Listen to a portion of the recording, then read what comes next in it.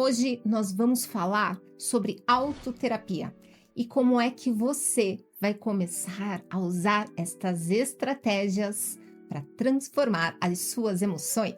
Esse é o tipo de informação que tem uma força imensa para transformar a sua vida e que, honestamente, deveria ser ensinada lá na escola, inclusive junto com como fazer imposto de renda e entender juros bancários. Sabe quando parece que você está preso num ciclo? Você quer mudar, mas quando vê, já está repetindo os mesmos padrões. É algo como um bug existencial, onde o sistema insiste em não corrigir. Pois é, e isso acontece porque as nossas emoções, elas moldam diretamente os nossos comportamentos. E aqui vai um detalhe importante. Elas não surgem do nada. Diferente daquela conta surpresa do fim do mês, se você sente que está sempre reagindo à sua vida ao invés de guiá-la, como se você estivesse constantemente apagando incêndios emocionais que nem foram você quem começou. Então, esse vídeo é para você. Hoje você vai aprender as técnicas poderosas da autoterapia para transformar as suas emoções negativas e recuperar o controle da sua vida. Porque se depender do mundo lá fora, eles vão continuar dizendo que o problema está em você, e somente em você, e não no mundo que te cerca. E o que é melhor, você pode começar agora mesmo. Sem aplicativo de meditação premium, sem ritual complexo e sem precisar se exilar numa montanha tibetana. Pelo menos por enquanto. Aqui no canal Produtividade no Divã, eu vou te ajudar a desenvolver habilidades para equilibrar a sua mente e a sua vida, porque autoconhecimento e produtividade devem sempre andar juntos. Muito bem, o livro Seja o Seu Próprio Terapeuta, ele explica que as nossas emoções não são aleatórias. Diferente das notificações de cobranças que andam aparecendo aí misteriosamente no seu e-mail, as nossas emoções funcionam como bússolas. Elas estão sempre apontando para alguma coisa que precisa ser resolvida. Ou pelo menos para alguma coisa que você aprendeu a ignorar, porque essa ideia de segue o baile virou estratégia de vida. Um exemplo prático. Se você sente ansiedade antes de uma reunião, pode ser porque você aprendeu isso. Ao longo da vida, você aprendeu que expor as suas ideias não era algo seguro. Talvez em algum momento você tenha sido interrompido, ridicularizado ou simplesmente não foi levado a sério. Quem é que nunca viu uma boa ideia ser ignorada até que veio um guru corporativo que conseguiu repetir a mesma coisa 5 minutinhos depois e foi super aplaudido? Então, sem perceber, você procrastina, evita desafios, vai sabotando a sua confiança. Um outro exemplo, se você sente culpa quando você diz não, pode ser porque desde cedo você aprendeu a recusar alguma coisa que poderia significar decepcionar alguém. E assim, você acaba aceitando tudo, sobrecarrega sua agenda e no fim das contas se distancia daquilo que realmente importa. Basicamente, você acaba virando a pessoa que resolve tudo, menos a sua própria vida. Mas calma, tem solução? Sim. É que o problema aqui é que essas emoções, elas se tornam comportamentos automáticos. Mas ao invés de evitá-las ou reprimi-las, como se fossem aquela pilha de e-mails que você não lê e finge que nem existe mais, então, o que o livro nos ensina é que nós devemos entender estas emoções e ressignificá-las. E é isso que nós vamos fazer a partir de agora. Então se prepara que eu vou te apresentar estratégias avançadas de autoterapia. Eu gostaria que você refletisse a forma como você fala consigo mesmo. Transforma as suas emoções. Transforma os seus resultados. Você já parou para prestar atenção na forma como você conversa consigo mesmo? Tem gente que só percebe quando já está se xingando de um monte de coisa por ter cometido um erro bobo. O nosso diálogo interno, aquele fluxo de pensamentos que a gente tem ao longo do dia, ele molda diretamente a nossa autoestima, molda a nossa coragem e, inclusive, os nossos resultados. O autor explica que os nossos pensamentos não são neutros. Eles criam emoções que, por sua vez, influenciam todas as nossas ações. Se nós nos tratamos com palavras duras e críticas, o nosso cérebro interpreta isso como um fato. mesmo que não seja verdade. Então, é quase como se a gente tivesse um algoritmo interno só mostrando os piores comentários sobre nós mesmos. Chato, né? Agora pensa comigo. Se um amigo seu tivesse lá desanimado, você falaria com ele da mesma forma como você tá falando com você mesmo? Provavelmente não. Com um amigo, você teria mais empatia, encorajaria, você iria tentar ajudá-lo a ver a situação de uma forma mais leve. Afinal, ninguém diz para um amigo: "Você é um desastre completo!" E depois você espera que ele fique bem. Inclusive, olha só, se você estiver com amigos assim, pula fora. O que acontece é que quando se trata de nós mesmos, muitas vezes nós somos duros, somos críticos, a gente é extremamente exigente. E isso destrói a nossa confiança. Isso nos mantém presos em padrões negativos, que, claro, o sistema adora, porque assim a gente se sente sempre insuficiente e continua tentando provar o nosso valor sem questionar nada. Como esse diálogo interno molda a sua vida cada vez que você pensa: "Eu sou um desastre nisso!" Aí, o seu cérebro interpreta isso como se fosse um comando de busca para confirmar essa ideia no dia a dia. Igual aquele amigo que só lembra das vezes que você chegou atrasado, mas acaba esquecendo de todas as vezes em que você chegou sim antes do horário. E aí o que acontece? Você se sabota, deixa de tentar uma coisa nova e acaba criando um ciclo de ansiedade e procrastinação. Agora, imagine se em vez disso você dissesse: Ok, eu tô aprendendo e tô melhorando a cada tentativa, eu sei.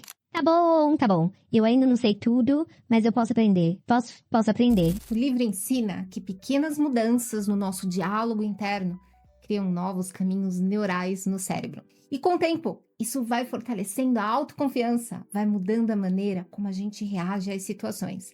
E se a gente muda a forma como reage, a gente começa a enxergar novas possibilidades que antes pareciam simplesmente inexistentes. Bora para um exercício prático para você reformular este seu diálogo interno, mocinho. Pega um papel e caneta e anote 3 pensamentos negativos que sejam recorrentes. E depois você vai reformular cada um deles para uma versão mais realista, mais compassiva, porque ser gentil consigo mesmo não é passar pano, é criar um ambiente interno onde você possa crescer sem medo.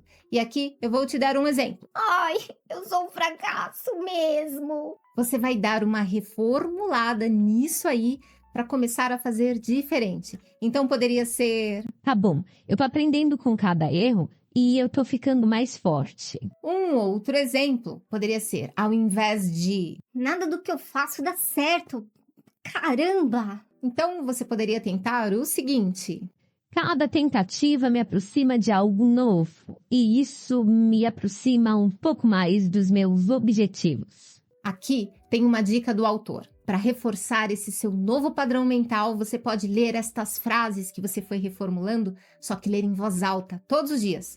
E, se possível, olho no olho diante do espelho. Isso pode parecer estranho no começo, mas funciona. Veja só.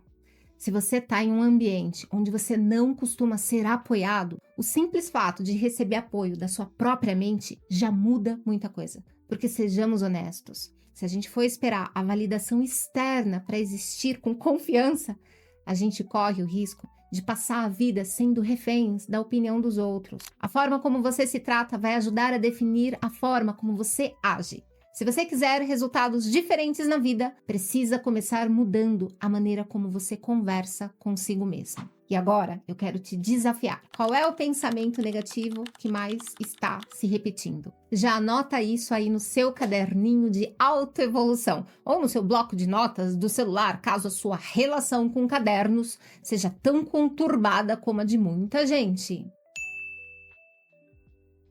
E agora vamos para a segunda estratégia. E aqui eu gostaria que você começasse a ler os sinais físicos do seu corpo para ajudar a regular as suas emoções.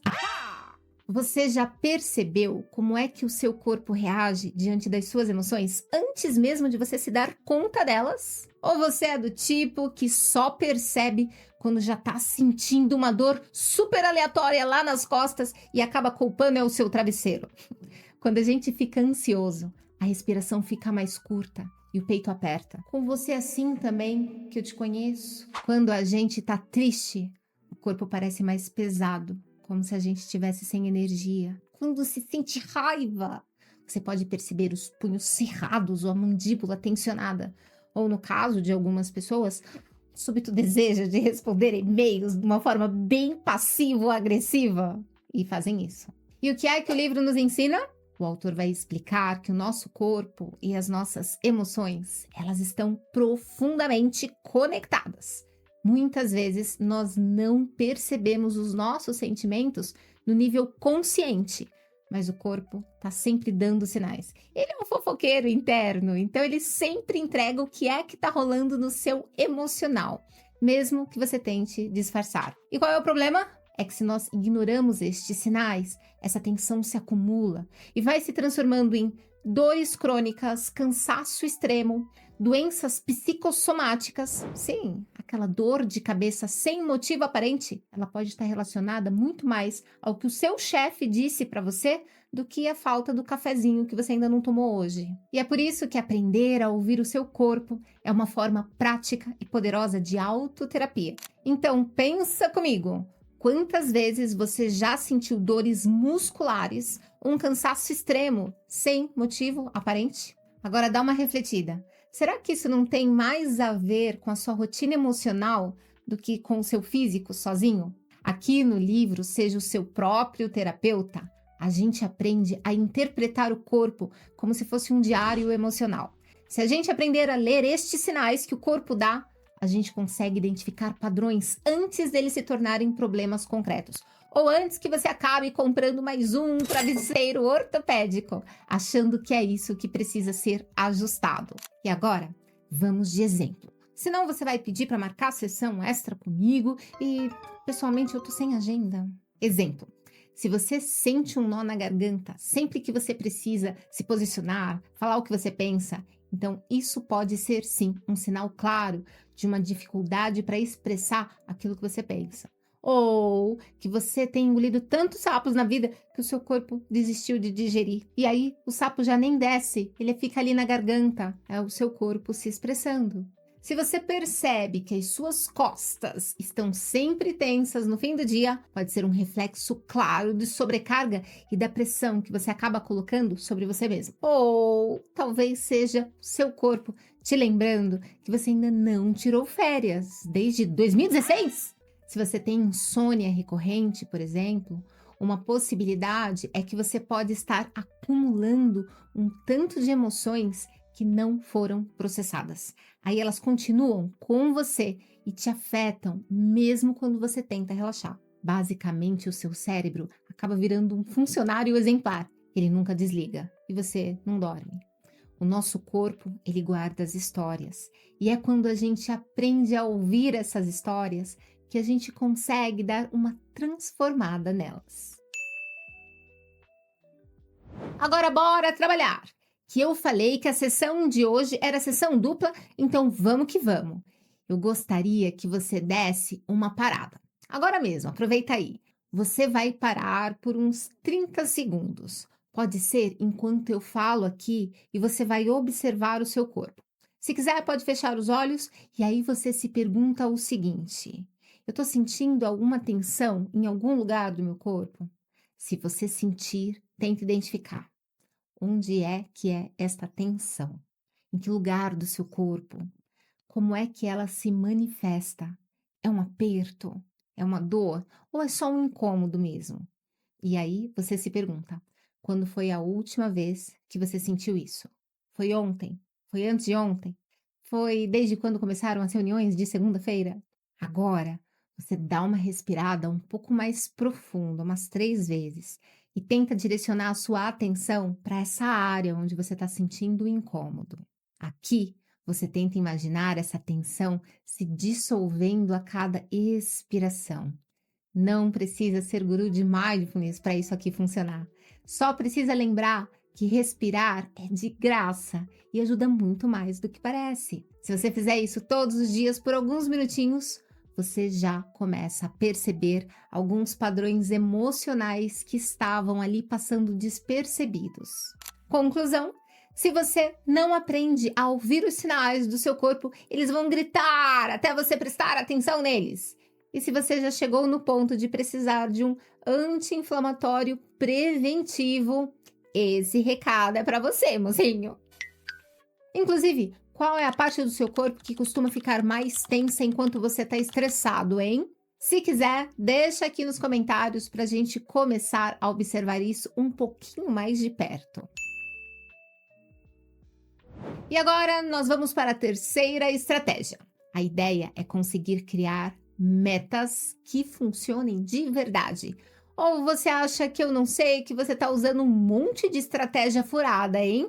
É por isso que você está aqui me ouvindo, né? Eu vou te falar um dos motivos para isso acontecer. É muito comum que quando a gente pensa nas nossas metas, sabe o que é que vem primeiro? Mesmo sem a gente perceber? O medo. O medo de falhar, o medo de errar, o medo de não ser bom o suficiente. E o que acontece? Em vez de planejarmos com clareza e motivação, vem logo uma autossabotagem, antes mesmo de começar. E às vezes nós chamamos esta sabotagem de falta de tempo, não é o momento certo ainda, ou vou pesquisar um pouquinho mais antes de mandar ver. E o que este livro super lindo nos ensina? Que a forma como a gente projeta as nossas metas influencia diretamente a nossa capacidade de realizá-las. E não é aquela ideia mais mística de atração, porque você não visualizou direito. É ciência mesmo. Quando você planeja com base na dúvida, você ativa o medo. Se você planejar com base na intenção, a gente ativa a ação. É como se o seu cérebro já começasse a viver o futuro que você quer construir. E essa mudança na abordagem faz toda a diferença. E aqui eu vou te falar um erro muito comum. Presta atenção! É criar metas a partir da falta. Muita gente cria metas baseado naquilo que não quer mais, ao invés de se basear naquilo que deseja alcançar. E o que é que eles estão fazendo? Estão começando com foco no problema, ao invés da solução. Se a gente passa a vida tentando não errar, a gente acaba nunca acertando de verdade. Pera, eu vou te dar um exemplo, porque eu sei que você está fazendo errado. Daí é mais difícil mesmo enxergar como é que é o jeito certo. Quando você pensa, preciso parar de procrastinar, o foco está no problema. E isso facilmente gera culpa, gera autojulgamento e, ironicamente, gera mais procrastinação. O que é que você deveria fazer? Focar no resultado que você quer alcançar. Você não quer se transformar em uma pessoa não procrastinadora.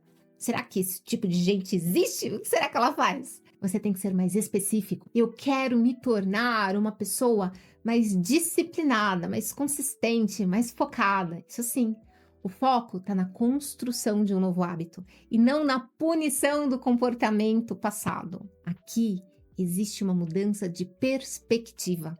Quando você muda a forma como formula as suas metas, a sua mente começa a trabalhar a seu favor, ao invés de trabalhar contra você. E convenhamos, o mundo tem gente demais tentando te derrubar.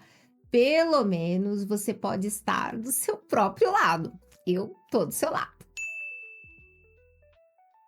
Um outro exercício. Aqui a ideia é trabalhar visualização e um planejamento ativo. O que o Owen O'Kane nos ensina é que nós devemos visualizar as nossas metas como se elas já estivessem realizadas, porque isso treina o nosso cérebro para agir de acordo com essa realidade. E, novamente, não é feitiçaria, é neurociência. Apesar de que eu não teria nada contra se fosse feitiçaria. Vamos lá! Aqui você vai fechar os olhos. Mas, se você estiver lavando a louça ou descendo as escadas, aí você fica com os olhos bem abertos, tá? Vai ouvindo? Você vai imaginar que você já atingiu aquilo que você deseja. E aqui você vai observar o seguinte: como é que você está agindo a partir de agora? Agora que você já alcançou o que você queria. E como é que você percebe os seus pensamentos? Dá uma respirada, verifica como é que você se sente ao ter atingido a sua meta. E o mais importante, como é que a sua versão futura de você mesmo reagiria a estas dificuldades que você está enfrentando hoje. Se você quiser, você pode dar uma pausada aqui no vídeo para poder observar um pouquinho mais. E agora, você vai se perguntar o seguinte: quais foram os pequenos passos que te levaram até esse ponto onde você conseguiu o sucesso do seu projeto, do seu desejo? Respira e reflete um pouquinho. O que está acontecendo aqui é o seguinte: o nosso cérebro não diferencia uma experiência real de uma experiência imaginada com detalhes. Isso significa que quando você se visualiza conquistando alguma coisa, você já começa a agir de forma coerente a essa conquista. E sim, isso inclui parar de deixar as coisas para depois, porque você já se vê como alguém que faz acontecer. Conclusão, e muita atenção aqui, você não consegue construir um futuro incrível se você estiver preso ao medo de errar. Até porque o erro faz parte do caminho. Não adianta ter medo dele. A questão aqui não é evitar o erro, e sim aprender mais rápido com ele. Então, planejar com intenção significa focar no que você quer criar e não no que você deseja evitar. E aqui eu quero que você pense com compromisso qual é a meta que você quer começar a construir hoje mesmo. Anota isso. E se você quiser, pode registrar aqui nos comentários como uma forma de criar um compromisso com você mesmo. E aqui eu vou te contar uma estratégia super bônus.